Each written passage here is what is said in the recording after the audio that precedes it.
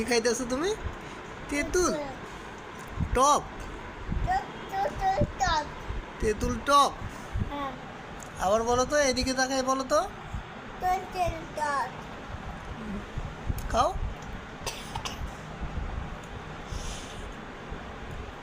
আহ, সেই স্বাদ আম্মু। সেই স্বাদ। কি খাইতেছো তুমি? তেঁতুল।